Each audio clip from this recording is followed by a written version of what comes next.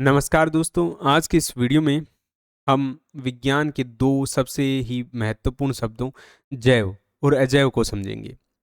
किसी भी आवाज़ को जब हम देखते हैं, तो उसमें हमें 2 तरह की चीज़ें देखने को मिलती हैं। एक जिसमें जान होती है और दूसरी जिसमें जान नहीं होती है। परिभाषा के अनुसार किसी भी आवाज़ के सभी जीवित प्राणी जिसमें सारी चीज़ें आ जाती हैं, पेड़-पौधे, जानवर, इंसान, यहाँ तक कि सूक्ष्म जीव भी। उस आवाज के जैव घटक कहलाते हैं, यानी अंग्रेजी में कहें तो बायोटिक कंपोनेंट्स।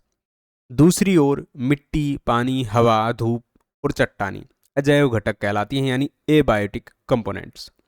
अब सवाल यह उठता है कि हम सजीवों की पहचान कैसे करते हैं। विज्ञान में इसके कुछ स्पष्ट नियम हैं।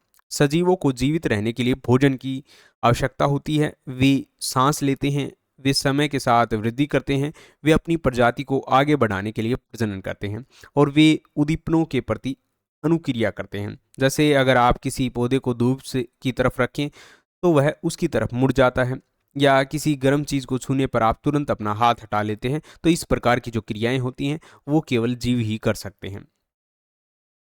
इन जैव घटकों के बीच एक परस्पर निर्भरता और जीवन का चक्र चलता रहता है। कोई भी जीव अकेला नहीं रह सकता। उदाहरण के लिए पेड़ पौधे पक्षियों और जानवरों को भोजन और आश्रय प्रदान करते हैं। जानवर उन पेड़ों के फल खाते हैं और एक ही जगह से दूसरी जगह जाते हैं, जिससे उनके मल के जरिए जो फल हैं उनके अंदर जो बीज हैं वो दूर दूर तक फैल जाते हैं, जिससे नए पौधे उगने में मदद मिलती है।